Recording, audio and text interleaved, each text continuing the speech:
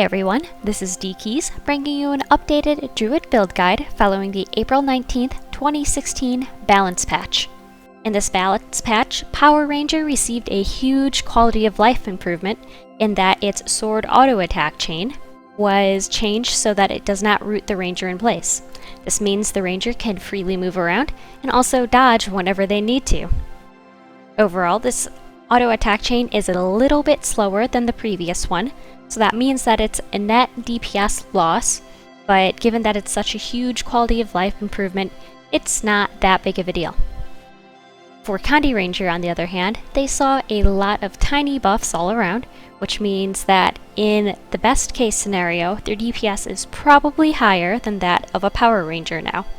However, I would say that the optimal build for a raiding Druid is whatever gets your group through the content in an acceptable amount of time. That means if you need more healing power so that your group can survive a few more attacks that they're getting hit by, then by all means throw on the healing power, use a staff, or whatever you need so that your group stays up through those attacks. If you have a great group that is capable of taking care of themselves, then by all means go ham on your DPS and just have fun with the class. So since I feel like each build, Power Ranger, Condi Ranger, and Healing Ranger, all have their places, I'm going to do a quick overview of those three archetypes. There is a whole bunch of variants that you can go through, especially between Power Ranger and a Healing Ranger, but overall they can kind of throw in three categories and you can kind of mix and match as well. There is a very predictable trade-off between power and healing for Druid builds.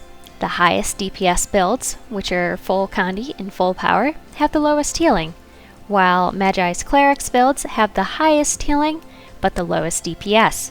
If you can only afford one set of armor for your Druid at the moment, I'd recommend either a Magi or a Zealot armor set with Berserker's trinkets to start. This should be able to give you good healing but also decent DPS and allow you to play different builds as needed. Condition Ranger is probably the highest theoretical DPS for a Ranger build right now, though it doesn't have a lot of options for hybridizing into a healing build.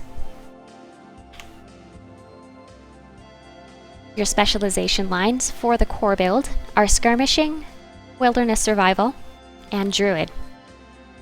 In Skirmishing, your miners don't do a lot for you, give you a few boons when you swap weapons, and increase your crit chance a little bit.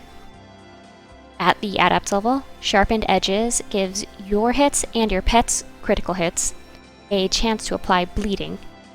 And since this has no ICD, this bleeding can stack up pretty quickly, especially with the rapid attack rate on your short bow and your axe. If you happen to be using a lot of traps for some odd reason, you may want to take Trapper's Expertise, especially for reduced cooldown on the Healing Spring. At the Master level, Spotter gives your group mates 150 precision, which is pretty huge for any power builds in your party. Though if you don't need Spotter because there's another Ranger in your party or in your raid already providing this buff, Hidden Barbs will increase the damage of your bleeding, and between the bleeds on short bow, Sharpened Edges, and from other sources, this can actually increase your damage by quite a bit. But always make sure that your group does not want Spotter before you go ahead and take Hidden Barbs. At the Grandmaster level, Quick Draw is huge for your rotations. It enables you to use some of the harder hitting skills more often so that you don't have to rely on as many auto attacks, and so that you can also just pump out more fire fields if you're using a pure axe torch setup, or more conditions in general. Since this is so essential to your rotations, I rarely would ever recommend Light on Your Feet, which is a damage modifier, or Most Dangerous Game, which will give you might when your health is low. In general, just take Quick Draw. In Wilderness Survival, the miners are a little defensive, but in general aren't that huge for your own survivability. And then at the Adept level, take Expertise training so that your pets have increased condition damage and condition duration. This pairs very well with sharpened edges. At the master level, ambidexterity increases your condition damage when you have a torch or dagger wielded, and since you use axe torch as one of your main weapon sets, this is pretty important for its damage. And then also this reduces the recharge of your torch weapon skills. And then at the Grandmaster level, Poison Master allows you and your pet to apply a little bit of poison, but also increases the damage done by that poison. This again pairs very well with Poison Volley. If you want a more defensive build, since Poison Master really isn't that much DPS, you can always use Empathic Bond. Though you have plenty of skills, you have your glyphs, you have lots of ways to take condies off you anyway, so this should usually be unnecessary. In the Druid trait line, this is mostly about healing. So at the Adept level, I recommend Cultivated Synergy, so that when you use your heal skill, you do more healing around you and your pet to your nearby allies. This is really important for charging your Celestial Avatar form, since it charges off the number of hits you have, as well as the number of healing strikes you do. It does not charge off of your condition damage. Verdant Etching reduces the recharge of your glyphs, and also causes these glyphs to cast a Seed of Life, which is a Celestial Avatar skill, on their use, even when not in Celestial Avatar form. So this means you'll be buffing your party and applying more stacks of Grace of the Land, your ADA, or your Grandmaster level trait, even when you're outside Celestial Avatar form. Since Celestial Avatar form doesn't do a lot for a Condi Druid's DPS, you want to try and stay out of it as much as possible and only use it when your party needs the heals. Otherwise, try to keep your party up using your sigils, your pet, as well as your glyphs. For gear, now that the condition damage balance has changed from burning to more of all condition types, I'd recommend as much Viper's gear as you can possibly fit on your character, or afford to fit, with 4 Runes of the Nightmare and 2 Runes of the Trapper. Now, Runes of the Trapper, you can get the recipe off the trading post and craft the runes yourself. They're pretty cheap. Superior Runes of the Nightmare you can get from running the Twilight Arbor dungeon to get the tokens and then spending them on the runes. Your weapon set will be an axe and torch and a short bow on swap. Now I recommend sigils of Geomancy and water for these. Geomancy because it's the highest DPS sigil you can put on these, and you'll be in melee a lot of the time for your axe anyway, so you can always swap to short bow and go range afterwards, then come back into melee and swap to axe. I really recommend a Sigil of Water because this is great for charging Celestial Avatar form should you need to use it for the heals. The DPS you gain from Malice or Earth isn't that big of a deal, and since this is a raid and things can go wrong, why not be prepared? Though, if you do want to use a Malice Sigil instead of Water, I would recommend, instead of using full Viper's trinkets, using a few pieces of Sinister instead. A Viper's back piece would be optimal, followed by Sinister. If you can't afford those, next would be Rabid, or if you want to avoid Toughness, Carrion, followed by Rampagers. And of course, use Malice infusions if you can afford them, especially while the prices of Venom Sacks are still low. For food for a Condi build, use rare veggie pizzas if you can afford them, or super veggie pizzas if you're on a budget run. Or if you're having trouble charging your Celestial Avatar form, use prickly pear pies, which will give you a little bit of lifesteal, and those lifesteal procs will help you charge CA. For your utility consumable, toxic focusing crystals are the best, followed by a 10% crystal.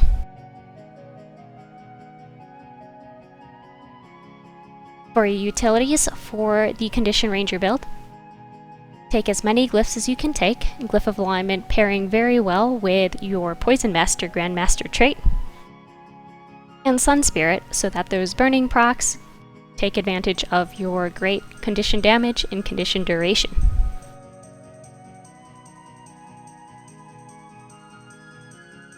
For your weapon skills, your highest priority weapon skills on Shortbow are Crippling Shot, which you should be using your Quick Draw procs on, and Poison Volley.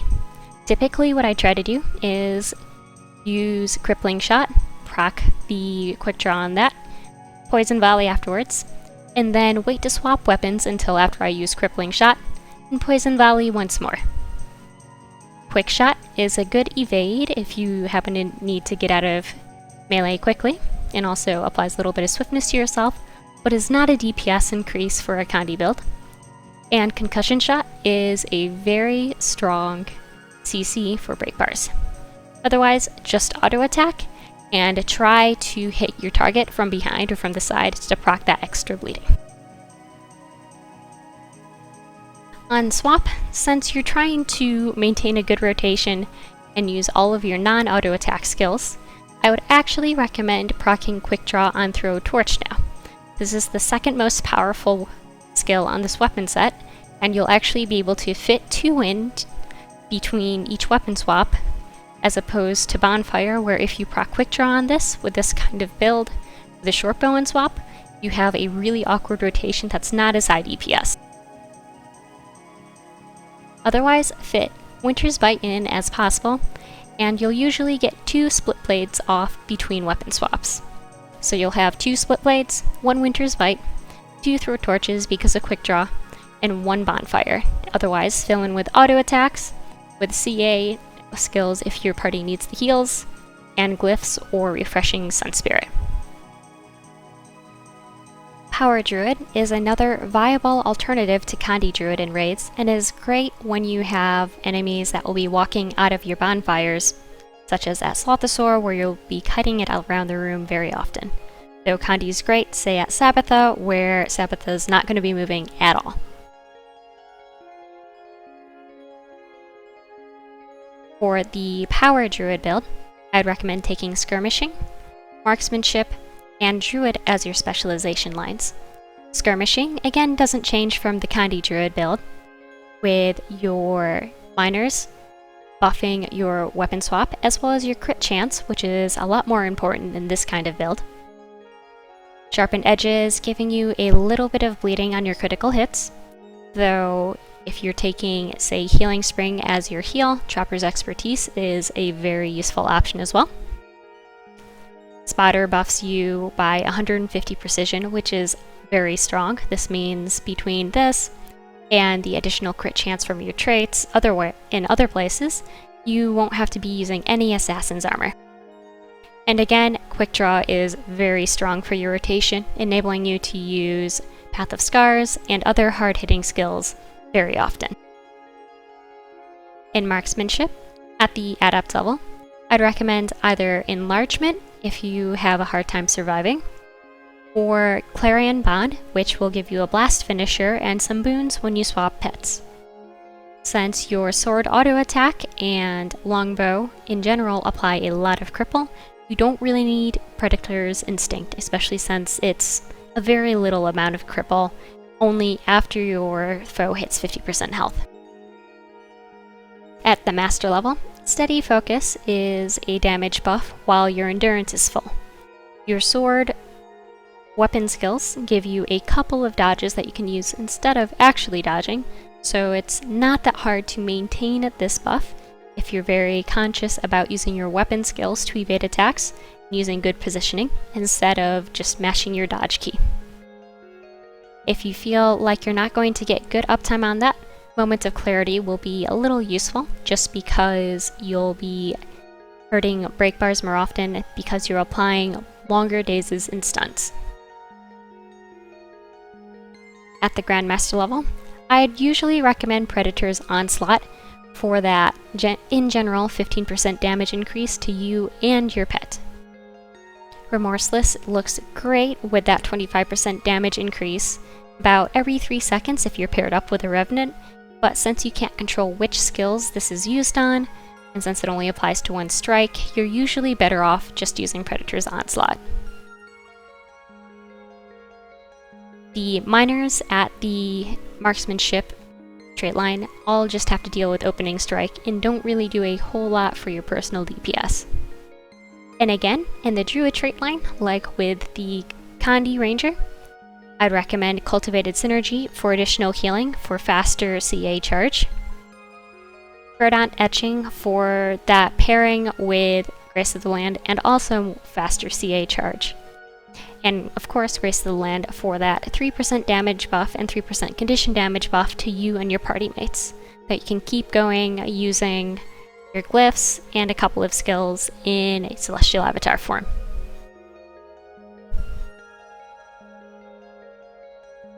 Since this is a power Druid build, I'd recommend full Berserker's armor, weapons, and trinkets with superior runes of the Scholar, with force and water sigils on your weapons. The rationale between this rune and sigil choice is that you won't really benefit a whole lot from the healing power from the Druid runes or Monk runes, and they really hurt your damage with this much power, precision, and ferocity in your build. So if you're going to go with a power Druid build, just go all out and get the most out of that 10% damage modifier and make up with some additive healing as opposed to multiplicative healing. Same goes for the Longbow, force and water. So if you happen to be using the Longbow with other builds, you may want to use something other than force if you're going to be running this with more Zealots or Magi's gear for some groups. For food for a power Druid, either 10% or 8% damage while moving is now the best choice, since you can now move while using your sword auto attack. So some examples of those foods would be seaweed salad, or sage and asparagus salad, or experimental remnants. Your next best choice is either truffle steak or sweet and spicy butternut squash. Or if you're having trouble charging your Celestial Avatar form, use slices of candied dragon roll, or Omnom Berry Ghost, or another lifesteal food, so that the lifesteal procs can help you charge Celestial Avatar. For your utility consumable, use potions whenever appropriate, or use a writ or thesis for either 160 or 200 strength, or a 10% or 8% sharpening stone. For your weapon skills, you'll want to proc Quick Draw on Path of Scars while in Sword Axe, because that damage can apply twice if you throw that Path of Scars right behind the enemy. And otherwise, just auto attack and use your Monarch's Leap and Serpent Strike as an evade instead of dodging. Whirling Defense, even though it was buffed, still isn't quite a DPS increase over your auto attack, though its projectile blocking capabilities means it has a lot of uses, especially at, say, Slothosaur or while in dungeons. On Longbow, I would recommend proccing your Quick Draw on Rapid Fire, and following that up with Point Blank Shot and Barrage if they are off cooldown. Otherwise, just auto attack, or if CA is up and ready, go into CA and use Natural Convergence, which is CA 5, because that is a DPS increase over your auto attack. And if you're in there, why not throw in a couple of heals for more stacks of Grace of the Land. Otherwise, work in glyphs as appropriate, saving Glyph of Rejuvenation if you feel like you're going to need some really strong healing while in CA. Also, instead of taking Sun Spirit, which you would want to do for a Kandi Ranger build, take Frost Spirit for that additional almost 7.5% modifier. Most groups are going to require a lot more healing than what the Power or Condition Rangers put out on their own. Now, if you have multiple Rangers, because their DPS isn't that bad when they're using a fully offensive setup, then you may be able to survive with a couple of those, and a lot of groups do. Though, if you're the only Ranger in the group, I would probably recommend having at least a set of Zealots or Magi gear in your inventory so that you can swap out should the group need it.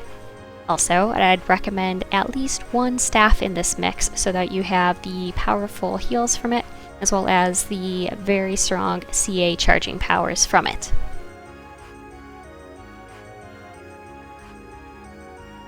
For a lot of these more healing support type builds, I'd recommend Skirmishing, Nature Magic, and Druid for your trait lines. Again, Skirmishing is the same.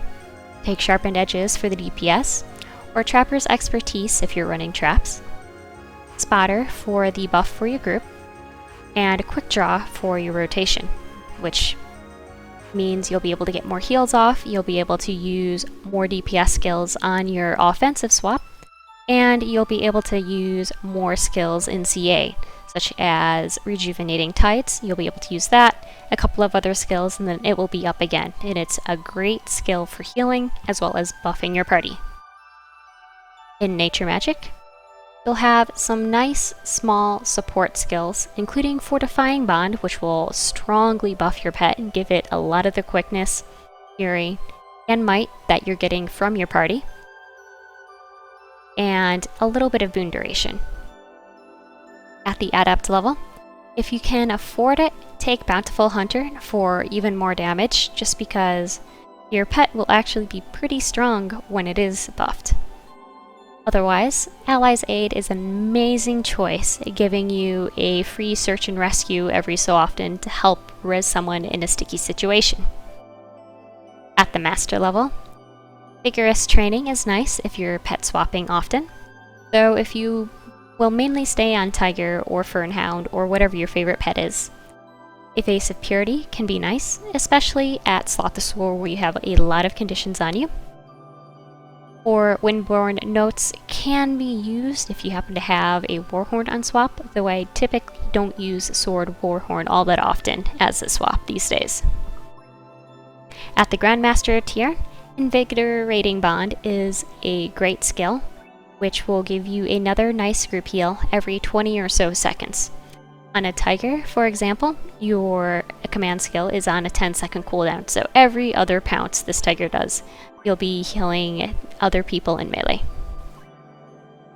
For pets that have a slightly longer cooldown on their command skill, then the healing will be limited by that cooldown as opposed to ICD on the trait. If you happen to be using a Spirit heavy setup, such as using Frost Spirit and Stone Spirit for the additional prot, or Frost Spirit and Sun Spirit so that the Condi people in your party can have buffs as well, though I wouldn't necessarily recommend running both of those. Nature's Vengeance is a great choice so that those spirits can pump out more boons. This gives your Sun Spirit the ability to apply some vigor, Frost Spirit some pretty decent might, and your Stone Spirit some prot.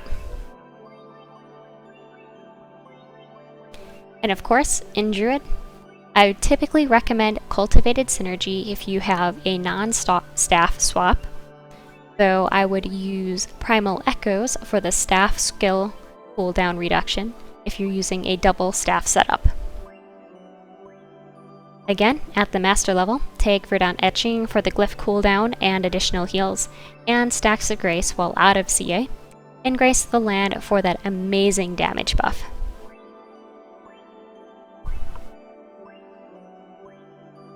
Personally, what I'm using for my groups these days are a Zealot's set of armor with superior runes of the Druid. This is a slightly more offensive setup, and it doesn't really give you that much of a difference in healing power. It is roughly, say, well, a Zealot's Zerk setup is about 70% of a Magi Cleric setup, while Magi Zerk is about 75%. So if you just use Zealots versus Magi armor, the difference won't be that much. Similarly, your DPS changes, depending on Zealots or Magi's. If you're using Magi's armor instead of Zealots, I would recommend Superior Runes of the Monk instead, which is what I was using in my previous video. For weapons, I would use Berserker stats for any offensive weapons you have, just so that you can use this with other builds. And use a Superior Sigil of Water for that superior CA charge ability, and a Sigil of Force or Sigil of Air for your offensive swap. For your staff, I would recommend a Magi staff just so that you can use this with your more defensive builds, and use a Superior Sigil of Water, as well as a Superior Sigil of Transference now that the price has gone down due to the scribing changes. If you're not a fan of the Superior Sigil of Transference, Superior Sigil of Nullification is a great choice here, followed by Superior Sigil of Air if you want a little bit more damage. With this armor and weapon setup, you can use Berserker trinkets if you have a party that doesn't need as much healing, or you can go ahead and use Magi's or Cleric's trinkets if they need more healing, or even some Zealot's trinkets if you happen to get them as drops. Again, the most defensive way to go would be Magi's and Cleric's or Magi's trinkets, though Zealots is not that far behind that, and then Berserkers is a little bit further behind that. For your back piece, if it's handy, use a Celestial Stat one, or you can easily use a Magi back piece instead, or you can use a Berserker back piece. Again, it's all about feeling out how much healing your party needs, and adjusting your gear and your rotation so that they aren't failing mechanics because they are taking too much damage, but not gearing so defensively that you feel like you're not contributing or that you're overhealing.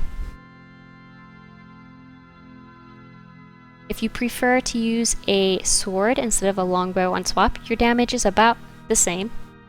Just again, use either sword axe or sword or horn. Again, trying to keep force and water in the mix so that you have water charging your CA bar.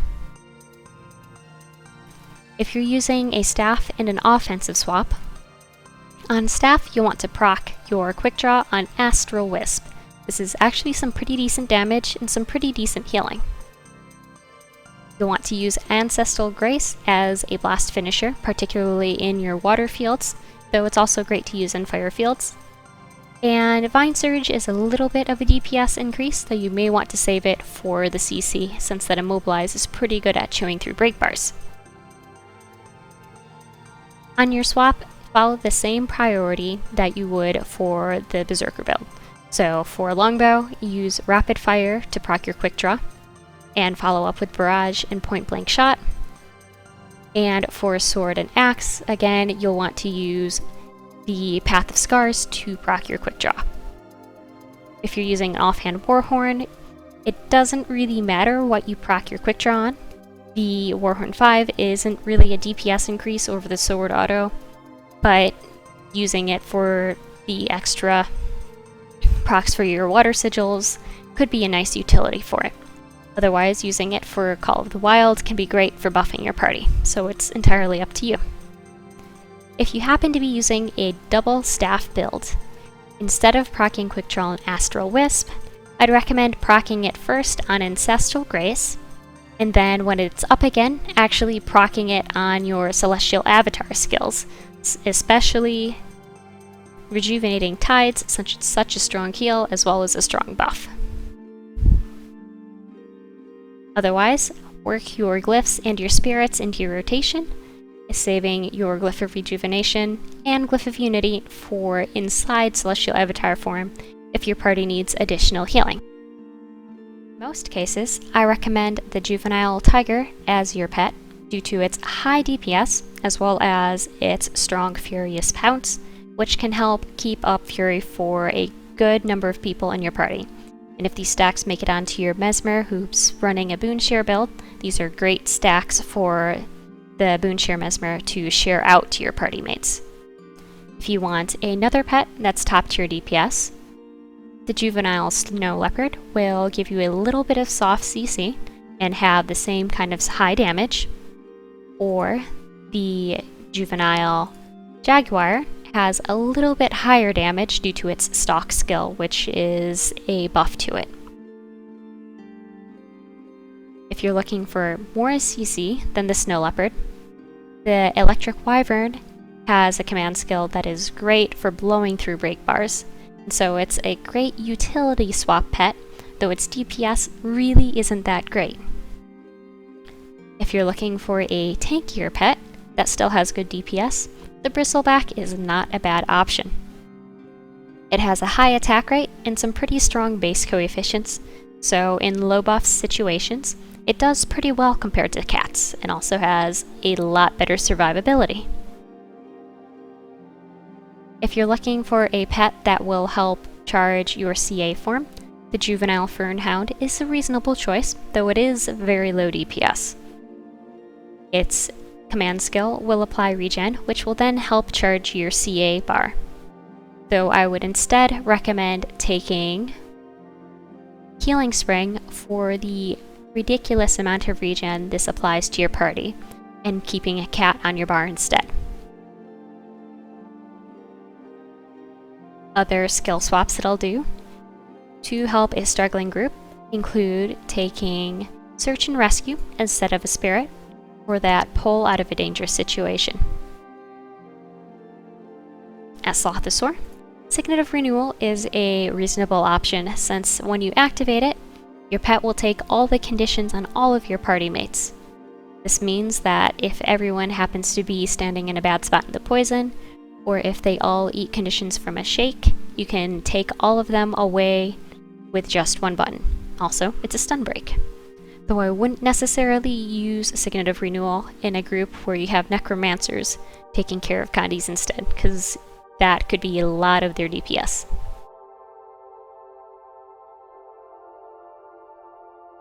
Sometimes I'll use more than just one Spirit, typically pairing that up with Stone Spirit for the additional prot, if I don't have Ellie sharing that out, or if there's not guards or revenants giving more of that.